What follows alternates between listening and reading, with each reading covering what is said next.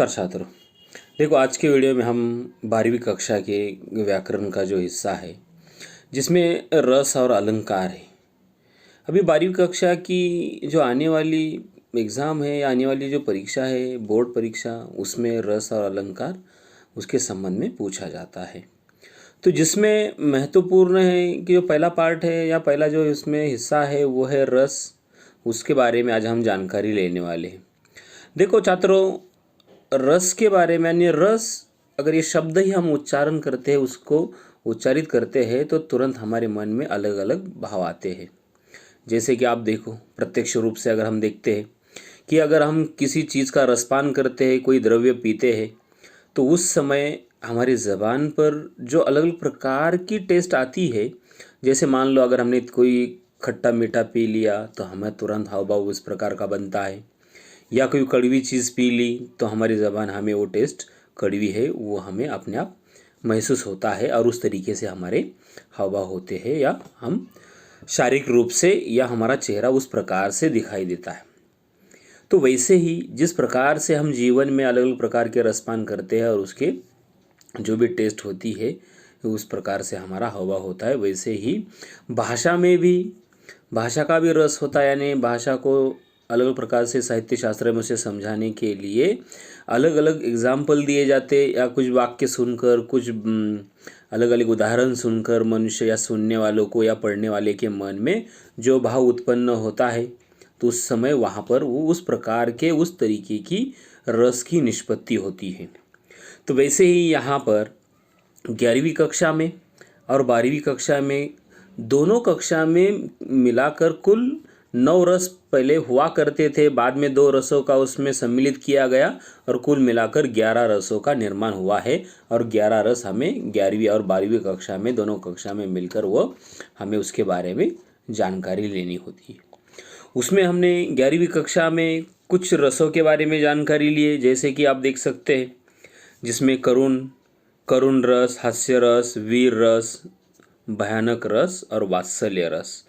ये जो कुल मिलाकर 5 रस है, 5 रसों के बारे में हमने 11वीं कक्षा में जानकारी ली है।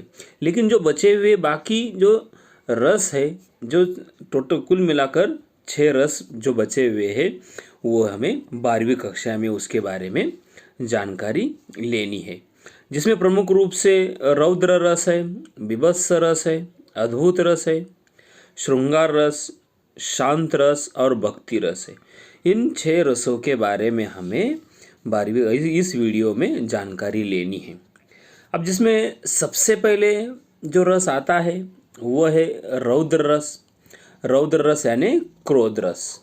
यानी जैसे आप देखो, अगर उसकी परिभाषा के बारे में जानकारी लेनी है तो हम देख सकते हैं, जहाँ मनुष्य अगर किसी हमारे प्रिय व्यक्ति के बारे में कोई ऐसे वचन बोलता है कि जो जिसे हम सुन नहीं सकते या जिसे हम बर्दाश्त नहीं कर सकते, तो कि कोई बातें सुनकर हमारे मन में उस समय जो गुस्सा आता है, जो क्रोध निर्माण होता है, क्रोध का भाव आता है, तो वहाँ पर रौद्र रस का निर्माण होता है।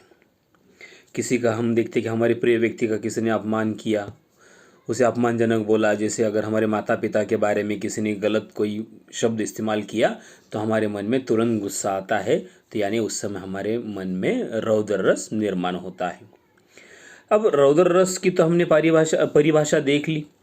अब रौद्र रस जो है उसका यहाँ पर एक उदाहरण दिया हुआ है, जिसमें कहा गया कि कहा कई ने सक्रोध दूर हट निर्बोध दुवी जीवे रस में विष मत घोल। अब देखो, कई सारे लोगों को ये पता है कि कई एक ऐसा पात्र है कि अक्सर आपने उसे रामायण में उसके बारे में जानकारी ली है। वो एक इस प्रकार की महिला थी कि अगर किसी की बसी बसाई गृहस्थी है, वो अगर सही रूप से चल रही है तो उसमें वह लोगों दोनों के, अगर खासकर हम पति पत्नी के बीच अगर वो दोनों एक दूसरे के साथ सही ढंग से रहते हैं, तो कहा गया कि कई जैसी व्यक्ति उसकी जैसी महिला वो वहाँ पर कुछ ना कुछ ऐसा शक निर्माण करेगी, कुछ ऐसी बातें बोलेगी कि कहा गया कि वह उसमें विष घोलेंगे, यानी जहर मिलाने का काम करेगी। और इसीलिए कहा गया कि कहा कैकेयी ने सक्रोध, यानी कैकेयी ने सक्रोध गुस्से के साथ कहा, क्या कहा कि दूर हट निर्बोध, यानी बेवकूफ़ या निर्बोध, आपको कुछ समझ में नहीं आता, ऐसी आपको दूर हटने के लिए, क्योंकि कहा गया कि दो जीवे रस में विष मत घोला, यानी दो लोग एक साथ में अच्छे ढंग से रह रहे हैं, उनके जीवन में आपको जहर नहीं घोलना है। क्योंकि आपने देखा होगा आपके गली मोहल्ले में वैसी कुछ महिलाएं होती है, ऐसे कुछ लोग होते हैं कि वो यहाँ से वहाँ इधर की उधर बातें करना, किसी के जीवन में बिना मतलब के फिजूल में झगड़ा लगाना और वो दूर से मज़े लेना, उस प्रकार के भी लोग होते हैं। तो अगर कभी आपने देखा होगा वो व्यक्ति अगर आती है तो तुरंत हमें उसके बातों पर गुस्सा आता है, आपके मन में उस समय जो भी क्रोध निर्माण होता है, तो वहाँ पर रौद्र रस होता है। फिर उसके बाद और अगला रस दिया हुआ है, उस रस का नाम है बीभत्स रस। अभी बीभत्स रस का नाम सुनते ही आपको पता है कि बीभत्स यानी नफरत, कुछ बातों की हमें वो अच्छा नहीं लगता। जैसे यहाँ पर अगर उसकी परिभाषा देखनी है तो उसकी परिभाषा ने डेफिनेशन देखनी है, तो डेफिनेशन में कहा गया है कि जहाँ किसी अप्रिय, अरुचिकर, घृणास्पद वस्तुओं, पदार्थों के प्रसंगों का वर्णन हो, वहाँ बीभत्स रस उत्पन्न होता है। यानी जैसी कहा गया है कि जहाँ पर आपको कोई चीज़ें पसंद नहीं है, नापसंद चीज़ें, जिसमें आपको कोई इस बात का रुचि नहीं है, या ऐसी बातों का वर्णन जिस बात को आपको वो सुनकर अच्छा नहीं लगता, थोड़ा गिल्टी फील होता है, या उस बात को देखकर आपको उस बातों से नफरत होती है, तो उस समय आपके मन में वो वर्णन आता है, वो बात सुनकर देखकर आपके मन में जो भाव उत्पन्न होता है, जो रस निर्माण होता है आपके मन में, वो होता है बीभत्स रस। अब देखो यहाँ पर एक उदाहरण दिया हुआ है, दो उदाहरण है, जिसमें पहला उदाहरण है, सर पर बैठो काग, आखी दो खात, खींचे ही जीभ ही सियार, अति ही आनंद उर धारत, गिद्ध जांग के मांस खोदी खोदी खात, उचारत है। अब देखो एक जानवर मरा हुआ है और आप देखो कि रास्ते से आप गुजर रहे हो, एक जानवर मरा हुआ है, आपने ये दृश्य देखा कि एक कौवा बैठा है उसके सर पर, और वो क्या खा रहा है कि वो मरे हुए जानवर की आंखें नोच नोच कर खा रहा है। उसके साथ साथ कहा गया सियार नामक एक जानवर है कि जो उस मरे हुए जानवर की जबान को खींच खींच के खा रहा है और वो बड़े मज़े के साथ वो खा रहा है। फिर दूसरा कहा गिद्ध है, आपको पता है ये गिद्ध नामक जो भी पंछी होता है वो डेड बॉडी को ही नोच नोच कर खाता है। तो कहा गया कि वो भी जो भी मरी हुई डेड बॉडी है या जो भी जानवर मरा हुआ है उसके मांस को वो नोच नोच कर खा रहा है। और ये दृश्य अगर आप आपके आंखों से देखते हो तो आपको उस समय आपके मन में जो भाव आएगा वो बीभत्स रस उस समय आपके मन में निर्माण होगा। क्या कभी ऐसा होता है कि ये दृश्य देखकर आपके मन में बड़ा अरे वाह कितना अच्छा दृश्य देखने के लिए मिल रहा है, आप बड़े खुश होते हो कि बार बार देखने के लिए जाते हो? नहीं, वो देखकर हम तुरंत वहाँ से अपने नज़रें फेर लेंगे, वहाँ से दूर जाने का प्रयास करेंगे, क्योंकि हमें वो देखने के लिए अच्छा नहीं लगता है। तो वैसे और एक दूसरा उदाहरण दिया हुआ है जिसमें उन्होंने कहा कि सुडुक सुडुक घाव से पिल्लू मवाद निकाल रहा है, नासिका से श्वेत पदार्थ निकाल रहा है। आप देखो ये जो उदाहरण दिया हुआ है ये तो अक्सर आप लोगों ने भी बचपन में इसका अनुभव किया होगा। कई बार आप देखते होंगे कि एक घर में अगर छोटा सा बच्चा होता है, अगर वो छोटा सा बच्चा होता है जब सर्दी होती है तो आपको पता है कि उसके नाक से क्या बहता है। अगर सर्दी होती है तो नाक से जिस तरीके से नाक में से कहा गया है कि यहाँ पर श्वेत पदार्थ निकल रहा है, यानी सफ़ेद, जो भी हम जिसे अगर हमारी भाषा में कहा गया तो वो हम उसे शेंबुड़ कहते हैं। तो कहा गया है कि वह उसके नाक से वो गंदगी बह रही है और वो छोटा सा बच्चा अगर नाक से वो निकाल रहा है, कई बार आपने देखा होगा कि वो किस प्रकार से नाक बहता है, सर्दी होती है तो अगर वो मुंह में जाता है, इधर उधर होता है, तो हमें वो बड़ा ऐसा लगता है अरे वाह कितना सुंदर बच्चा है, कितना खूबसूरत बच्चा है और उसके नाक बह रही है, हम उसको नज़दीक लेंगे, उसको बड़ा प्यार करेंगे। नहीं करते, क्योंकि वो देखकर हमें अच्छा नहीं लगता, बच्चे का ही नहीं, अगर आपका भी कोई दोस्त हो, सहेली हो, अगर आप एक दूसरे से अच्छे से बात कर रहे हैं, अचानक से आपका ही दोस्त कोई नाक में उंगली कर कर अगर उस तरीके से गंदगी निकाल रहा है और आपसे बातें भी कर रहा है तो आपको बड़ा अच्छा नहीं लगेगा, आप उससे दूर जाने का प्रयास करेंगे। मतलब वो उस समय आपके मन में जो भाव आता है तो वो होता है बीभत्स रस। फिर उसके बाद अगला और एक रस है उसके बारे में जानकारी दी है। उसके बाद तीसरा जो रस है वो है अद्भुत रस। अभी अद्भुत का शब्द का अर्थ ही आपको पता है, अद्भुत यानी इनक्रेडिबल, यानी जो ऐसे हम सोच नहीं सकते ऐसी चीज़ें अद्भुत होती है। तो उसका यहाँ पर कहा गया है कि उसकी परिभाषा है। अद्भुत रस की परिभाषा समझाने का प्रयास किया। उसमें कहा, जहाँ किसी के अलौकिक क्रियाकलाप अद्भुत आश्चर्यजनक वस्तुओं को देखकर हृदय में विस्मय अथवा आश्चर्य का भाव जागृत होता है, वहाँ अद्भुत रस की व्यंजना होती है। मतलब कहने का तात्पर्य क्या है कि जहाँ पर कहीं पर अगर हम देखते हैं कि कोई ऐसी चीज़ें होती अलौकिक, मतलब हम उसके बारे में सोच ही नहीं सकते और वो आश्चर्यकारक अद्भुत होती है, उसे देखकर अचानक से हम सोच, अरे ऐसा भी हो सकता है, हम ऐसा मतलब कभी सोच ही नहीं सकते ये चीज़ें हो सकती है। उस समय अगर वो चीज़ें देखकर सुनकर हमारे मन में जो भाव आता है, तो उस भाव को या उस समय हमारे मन में अद्भुत रस की व्यंजना होती है। यहाँ पर देखो एक उदाहरण दिया हुआ है। एक अचंबा देखा रे भाई, टाड़ा सिंह चरावे गाई, पहले पूत पाछे माई, चेला के गुरु लागे पाई। अब देखो यहाँ पर कहा है कि एक अचंबा यानी एक आश्चर्य देखा। क्या आश्चर्य देखा? कि एक सिंह यानी एक शेर और गाय दोनों एक साथ में जो भी जंगल में चरा, मतलब चरने के लिए गए हुए, या शेर गाय को लेकर चरा रहा है। अब ये बात कभी हो सकती है क्या? क्योंकि शेर का जो अनाज होता है उसका भोजन ही गाय है, उसका भोजन ही नॉनवेज यानी मांस, जानवरों को खाना, मांस खाना है। अगर वो गाय को साथ में लेकर अगर शेर साथ में दोनों एक साथ में जंगल में जो भी है चरने के लिए चले गए का वहाँ, या तो कहा कि ये बात हो सकती है क्या कभी? तो ये अद्भुत है, यानी ये हो ही नहीं सकती कभी हम कहते हैं। तो वैसे और कहा गया कि पहले पूत पाछे माई, चेला के गुरु लागे पाई, यानी पहले इस दुनिया में माँ आई या बेटा आया। तो दुनिया में हम कई बार देखते हैं कि पहले माँ आई, माँ के बाद बेटा ने जन्म लिया। तो अगर ये हो सकता है क्या पहले बेटा इस दुनिया में आया और उसने माँ से पूछा? ये हो ही नहीं सकता। तो कहा गया है कि उसके साथ साथ चेला के गुरु लागे पाई। कभी ये हुआ कि जो शिष्य होता है, गुरु कभी शिष्य के पैर छूता है क्या? नहीं, क्योंकि शिष्य को ही गुरु के पैर छूने पड़ते। यानी स्टूडेंट कभी टीचर के पैर छूता है? तो हमेशा स्टूडेंट को ही टीचर के पैर छूने पड़ते, टीचर कभी स्टूडेंट्स के पैर नहीं छूते हैं। यानी हमेशा चेले को गुरु के ही पैर छूने पड़ते, गुरु कभी चेले के पैर नहीं छूता। यानी कहने का तात्पर्य क्या है कि ये सब चीज़ें अद्भुत है, ये तो इनक्रेडिबल है, यानी ये अलौकिक है। तो ये चीज़ें हो ही नहीं सकती। उस समय आपके मन में जो भाव आता है तो वो होता है अद्भुत रस। और एक उदाहरण दिया हुआ है अद्भुत रस का। उसमें कहा कि बिनु पग चले, सुने बिनु काना, कर बिनु कर्म करे विधि नाना, आनंद रहित सकल रस भोगी, बिनु वाणी वक्ता बड़ जोगी।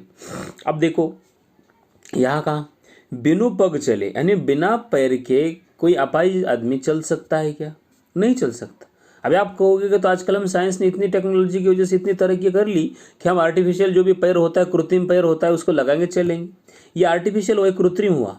पर नेचुरल रूप से अगर उसे पैर नहीं है, वो अपाहिज है, तो वो चल सकता क्या? तो नहीं चल सकता। फिर अगर कोई गूंगा है, यानी उसको सुनाई नहीं देता और कहा गया है कि वो सुन रहा है, यहाँ पर भी आप कहोगे वो मशीन डाल के सुनेगा, वो तो साइंस का मतलब उसका उसने तरक्की की इसके लिए हुआ, पर हकीकत में है क्या वो? नहीं। फिर उसके बाद कहा गया कि कर बिनु कर्म करे, यानी हाथ नहीं है और वो दान देते जा रहा है, वो कर्म कर रहा है लोगों को दान। तो कहा गया कि वो भी हो सकता है कि हाथ नहीं है तो दान दे सकता? नहीं दे सकता। फिर कहा गया कि अगर उसके पास ज़बान नहीं है, वो बोल नहीं पा रहा, वो गूंगा है, अब वो बोल ही नहीं पा रहा, फिर भी कहा गया कि वो भाषण दे रहा है कहीं पर, वो बड़ा वक्ता बन के भाषण देता है। मतलब ये बातें हो सकती क्या? नहीं। ये क्या है? अद्भुत है। ये क्या है? अलौकिक है। तो उस समय आपके मन में ऐसी बातें सुनकर जो भाव निर्माण होता है, जो रस निर्माण होता है, तो वो होता है अद्भुत रस। फिर उसके बाद चौथा रस है। अभी चौथा रस है तो वो है श्रृंगार रस। अभी श्रृंगार रस उसकी परिभाषा हम देखेंगे पहले। जहाँ नायक और नायिका अथवा स्त्री पुरुष की प्रेम पूर्ण चेष्टाओं, क्रियाकलापों का श्रृंगारिक वर्णन हो, वह श्रृंगार रस की व्यंजना होती है।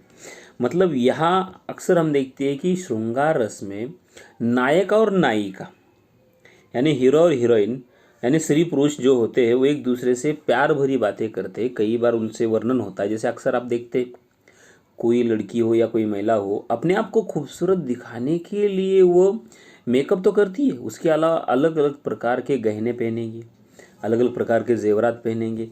फिर वो आपने देखा होगा कान में का ना, मतलब अलग अलग प्रकार के अपने आप को खूबसूरत दिखाने के लिए हर तरीके से जो भी महिला या लड़कियां वो कोशिश करती है। और अगर कोई खूबसूरत लड़की या महिला अपने आप को सज धज कर मतलब वहाँ से सामने से अगर किसी के सामने से चली जाती है, तो हम उसे देखकर हमारे मन में उसके प्रति जो भाव आता है कि वाह क्या खूबसूरत है, तो उस समय वहाँ पर आपके मन में श्रृंगार रस की निष्पत्ति होती, श्रृंगार रस उत्पन्न होता है। जैसे आप देखो कई बार मतलब खासकर लड़का लड़की, यानी जैसे आपके भाषा में देखा प्रेमी और प्रेमिका यानी गर्लफ्रेंड बॉयफ्रेंड, वो एक दूसरे की तारीफ़ करते, एक दूसरे के खूबसूरती की तारीफ़ करते, उसका वर्णन करते, तो उस समय उनके मन में जो भी भाव होता है वो श्रृंगार रस का निर्माण होता है। यहाँ पर एक उदाहरण दिया, कहत नटत रिजत खिजत मिलत खिलत लजियात भरे भवन में करत है नैनोन ही सौबात। अब देखो यहाँ राधा और कृष्ण के बीच की बात है। एक समय ऐसा था, एक बार ऐसा हुआ कि एक भवन यानी कमरा, मकान का मतलब घर पर एक भवन है, बड़ा सा कमरा है, वहाँ पर वो लोगों से भरा हुआ है, वह कई सारे लोग जमा हुए, उसमें राधा और कृष्ण है, नायक और नायिका है यानी हीरो और हीरोइन। वो उस सब परिवार के लोगों के सामने एक साथ सभी लोगों में बैठे हुए, पर एक कोने से दूसरे कोने में वो एक दूसरे को इशारों से ही कई सारी अपनी दिल की बातें बता रहे। जैसे आपको भी पता है गर्लफ्रेंड बॉयफ्रेंड होते हैं यानी प्रेमी और प्रेमिका होती है, तो एक दूसरे को क्लास में भी आपने देखा होगा कि वो एक दूसरे को किस प्रकार से अपने दिल की बात इशारों में बताते हैं। फिर वो कई बार वो उनका जिस तरीके से हम देखते हैं प्यार का इजहार करना या उसको नकारना, वो कई बार हमने इशारों से देखा हुआ। तो वैसे यहाँ भी राधा और कृष्ण के बीच का भी ये नायक और नायिका का कि कहा गया है कि कहत नटत, यानी राधा कृष्ण को यानी दूसरे एक दूसरे को कह रहे हैं, फिर वो शर्मा रही है, शर्माने के बाद उसकी बातों पर वो रीझ रहे यानी वो आकृष्ट भी हो रही है उसमें। फिर उसके साथ साथ वो कोई अपना उनको कोई देख रहा क्या नहीं देख रहा, वो देखकर वो कुछ पल के लिए मतलब कहा गया कि वो आंखों ही आंखों में शर्माती भी है। फिर शर्माने के बाद कहा गया कि आंखों ही आंखों इशारों में एक दूसरे के प्रति दिल की बातें भी वो पहुँच रही है। फिर वो शर्मा कर उन बातों को कहा गया कि वो एक दूसरे के प्रति जो भी प्यार की बातें उसको हाँ बोलना है नहीं बोलना है, वो इशारों इशारों में ही पूरे परिवार के सामने सब लोग बैठे हुए फिर भी वो एक दूसरे को अपने दिल की बातें नायक और नायिका एक दूसरे तक पहुंचाते हैं। तो उस समय उनके मन में, दोनों के मन में जो भाव आता है वो होता है श्रृंगार रस। फिर उसके बाद अगला 5 नंबर का रस है, 5वां रस है जिसका नाम है शांत रस। अभी शांत रस के नाम से ही पता चलता है कि वो शांत रस किस प्रकार से हो सकता है। तो उसका यहाँ पर उसकी परिभाषा समझाई हुई, उसमें कहा गया कि जहाँ भक्ति, नीति, ज्ञान, वैराग्य, धर्म, दर्शन, तत्वज्ञान अथवा सांसारिक नश्वरता संबंधी प्रसंगों का वर्णन हो, वहाँ शांत रस उत्पन्न होता है। मतलब जहाँ पर भगवान की भक्ति है, किसी ज्ञान के बारे में जानकारी लेना है, कई बार साधु संत जैसे वैराग्य जिन्हें अपने परिवार से मुक्ति पाकर कई भगवान की नामस्मरण करने के लिए चले जाते हैं, या जहाँ पर इस प्रकार की बातें होती है, तो लोग वो हमेशा शांत ही ये लोग होते हैं उनके अंदर हमेशा। कई बार आप देखो कि कई बार आपने देखा होगा कि जो भगवान की भक्ति करने वाले जो लोग होते, फिर वो साधु संत कौन से, कि जो जेल में बंधे वो वाले साधु संत नहीं, ऐसे साधु संत कि जो उनके कथनी और करने में अंतर नहीं होता है, जैसा बोलते वैसा ही करते हैं वो वाले। अगर वो रास्ते से गुजर रहे कोई गलत काम कर रहा है, तो ऐसे लोग वो उन लोगों को समझाने का प्रयास करते हैं सही क्या है गलत क्या है, लेकिन सामने वाला उनको अगर पलटकर गाली भी देता है या उलट सुलट कोई अनाप शनाप बोल भी देता है, तो ये ऐसे साधु संत या ऐसे भगवान के भक्त या जो भी समाज कार्य करने ऐसे जो लोग होते हैं, वो पलटकर कभी गाली नहीं देते, वो बल्कि आपको हमेशा शांत रूप से सही ढंग से ही समझाने का प्रयास करते हैं। तो उस समय उनके मन में जो भाव होता है वो होता है शांत रस। तो अब यहाँ पर एक उदाहरण दिया हुआ है, माला फेरत जुग भया गया न मन का फेर, कर का मन का डारी के मन का फेर। अब देखो कई बार यह होता है कि कई सारे लोग आपने देखा होगा कि भगवान का नाम स्मरण करते हुए हाथ में माला लेकर यहाँ वहाँ घूमते हुए आपने देखा होगा, पर कई बार ये होता है कि माला सिर्फ हम दिखावे के लिए फेरते हैं, पर मन में जो उनके डर होता है, मन में कई बार ऐसी चीज़ें होती है कि सिर्फ माला फेरने से मन में जो अलग प्रकार का अशांतता भाव है वो दूर नहीं होता है, तो बल्कि उसके लिए आपको हमेशा कर का मन का डर, यानी क्या है, कर यानी हाथों से आपको काम भी उस प्रकार से करना है कि ताकि आपका मन शांत रहे। और दिखना चाहिए कि आप जिस प्रकार से माला लेकर घूम रहे हो, यानी भगवान की भक्ति कर रहे हो, तो आपके अंदर वो शांत रूप से हर चीज़ को आपको वो समझाना होगा। तो उस समय आपके मन में जो भाव आता है वो शांत रस होता है। फिर उसके बाद और एक उदाहरण दिया हुआ है, माटी कहे कुम्हार से तू क्या रोंदे मोहे, एक दिन ऐसा आएगा मैं रोंदूंगी तोहे। अभी देखो, जो मिट्टी होती है वो कुम्हार से कहती है। अब कुम्हार से क्या कहती है कि आपको पता है कि कुम्हार जो होता है वो हमेशा जो उसके मिट्टी के बर्तन बनाने वाला वो मिट्टी के बर्तन बनाता है, पर वो कैसे बनाता है? सबसे पहले मिट्टी को एक साथ में मिलाता है, पानी डालता है, उसको अपने पैरों से रौंदता है, कुचलता है और एक जान उसको करता है। उसके बाद वो अच्छे खासे खूबसूरत से बर्तन बना लेता है। लेकिन वही मिट्टी पलट कर जवाब देती है क्या उसे? नहीं, क्योंकि वो कहती है कि तू मुझे रौंद रहा है, तू मुझे अपने पैरों से कुचल रहा है, लेकिन तू मुझे क्या रौंदेगा? तो अपने आप वो उस समय कहती है कि क्योंकि कुमार को कभी ना कभी इस मनुष्य का जीवन है, नश्वर है, वो कभी ना कभी मरने वाली दुनिया से जाने वाला है। तो कहती है कि तू मुझे पैरों से रौंद रहा है, लेकिन एक समय ऐसा आएगा कि तू खुद मेरे अंदर दफन हो जाएगा, तू मेरे अंदर ही हमेशा के लिए उसमें ही समा जाएगा। तो एक दिन ऐसा आएगा कि मैं रोऊंगी, यानी मैं तुझे अपने अंदर समेट लूँगी। क्योंकि उसने पलट कर जवाब नहीं दिया कि उसके मन में एक शांत रूप से अपना काम कर रही है। तो उस समय उसके मन में जो भाव था वो था शांत रस। यहाँ पर आखिरी जो रस है वह है भक्ति रस। अभी भक्ति रस का नाम सुनते ही पता चलता है कि हम किसकी भक्ति करते हैं, उसके प्रति हमारे मन में जो आदर होता है, तो वहाँ पर आपके मन में जो भाव उत्पन्न होता है भक्ति रस है। जैसे यहाँ पर उसकी परिभाषा समझाई हुई है, जिसमें कहा गया कि जहाँ ईश्वर अथवा अपने इष्ट देवता के प्रति श्रद्धा, अलौकिकता, स्नेह, विनयशीलता का भाव हृदय में उत्पन्न होता है, वह भक्ति रस की व्यंजना होती है। मतलब यहाँ पर समझाया क्या कि कोई भगवान के प्रति आप जिसको अपना आदर करते हो या किस पर आपकी श्रद्धा है, ऐसे व्यक्तियों के प्रति, भगवान के प्रति आपके मन में जो भी भक्ति होती है, उस समय आपके मन में जो रस उत्पन्न होता है, जो भाव आता है, वो भक्ति रस का भाव होता है। तो वो समझाने के लिए उदाहरण दिया, तू दयालु दीन हाँ, तू दानी हो भिखारी, हूँ प्रसिद्ध पातकी, तू पाप पुंजहारी। मतलब यहाँ पर जो कवि है वो किसी भगवान को अपना सब कुछ मानती है, उसको भगवान मानते हैं, तो उसके बारे में समझाया। उन्होंने कहा कि तू दयालु दिन है, मतलब दिन यानी गरीब भिखारी जो जरूरतमंद होते उनके लिए आप दयालु हो, उनके लिए आप जिस प्रकार से दयावान हो। और साथ साथ कहा तू दानी है भिखारी, यानी जो ज़रूरतमंद जो भिखारी है उनके लिए भी आप दानी हो, उनके लिए दाता हो, उनके लिए ज़रूरत पूरी करने वाले हो। और उसके साथ साथ कहा कि आप इसलिए प्रसिद्ध हो कि आप एक महान व्यक्ति, भगवान या जो भी है जिसको उन्होंने भगवान माना है, जिसके बारे में समझा रहे। तो कहा कि तू पाप पुंजारी, तू यानी आप वो जो पाप करने वाले लोग हैं, उन पापी लोगों को भी सही रास्ता दिखाने वाले, पापियों का नाश करने वाले हो। यानी इस प्रकार से मतलब वो जो भी जिसके बारे में समझा रहे कवि, तो उस समय कवि के मन में वो भगवान के प्रति जो भाव है वो है भक्ति रस का भाव। फिर उसके बाद उन्होंने और एक उदाहरण दिया, समदर्शी है नाम तिहारो, सोई पार करो, एक नदिया एक नार कहावत, मैलो नीर भरो, एक लोहा पूजा में राखत, एक घर बधिक परो, सो दुविधा पारस नहीं जानत, कंचन करत करो। अब देखो यहाँ पर कहा कि समदर्शी है नाम तिहारो, ने किसी भगवान के बारे में कहा कि आपका चारों तरफ नाम है, आप सब जगह पर आप बसे हो, आपके समझने उस प्रकार से है।